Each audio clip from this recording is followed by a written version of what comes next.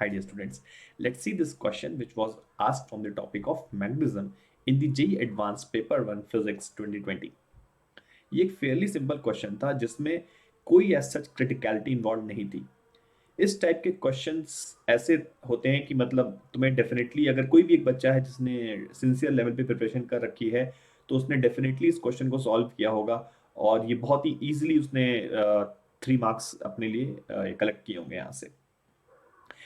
तो let us see what is happening in this question. इस question में एक कैपेसिटर प्लेट है जिस पे इनिशियल चार्ज Q है और जब हम स्विच को क्लोज करते हैं तो ये कैपेसिटर बहुत ही जल्दी डिस्चार्ज हो जाएगा डी टाइम के अंदर, बिकॉज कोई रेजिस्टेंस नहीं है सर्किट के अंदर।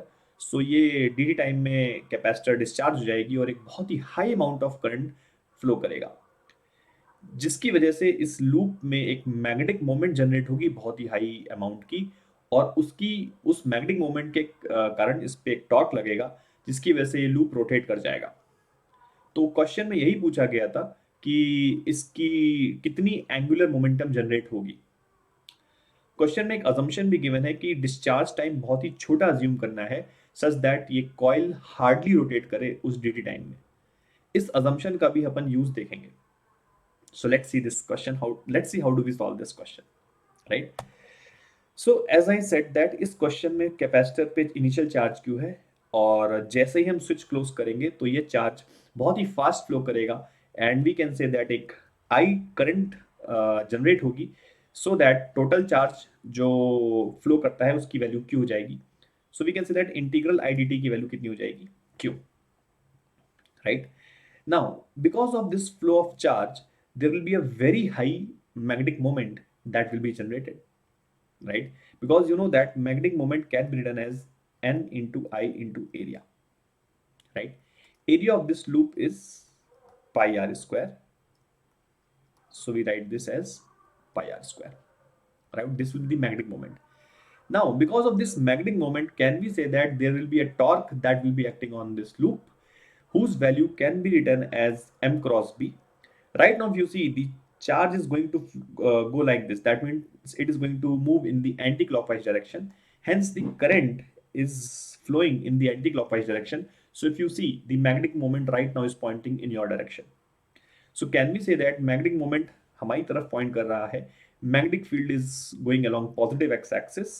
So, this is the direction of the magnetic field. So, we can say that angle between magnetic moment and the magnetic field vector is 90 degree. So the torque whose magnitude is mb sine theta can be written as nia into b into sine 90. Sine 90 is 1. अब यही assumption जो question में given है कि इतनी तेज charge flow किया है so that ये लूप हार्डली रोटेट कर पाएगा। तो इस assumption का यूज यहीं पे आ रहा है। सिंस अपन मान सकते हैं कि पूरा का पूरा करंट फ्लो कर चुका है डी टाइम के अंदर और एंगुलर और जो लूप का रोटेशन है वो हार्डली कुछ हुआ है, hence for the whole duration of the current we can assume theta to be 90 degree. So that is where we use this assumption, right? So we can say that torque की value कितनी I N I A B D T. अब इस torque का जो angular impulse है can we say that ये angular momentum generate कर देगा। टॉर्क की जो एंगुलर मोमेंटम है, टॉर्क की जो एंगुलर इंपल्स है वो एंगुलर मोमेंटम जनरेट कर देगी, राइट? इनिशियल एंगुलर मोमेंटम इस लूप का 0 था, so whatever is the final angular momentum will be actually the change in the angular momentum.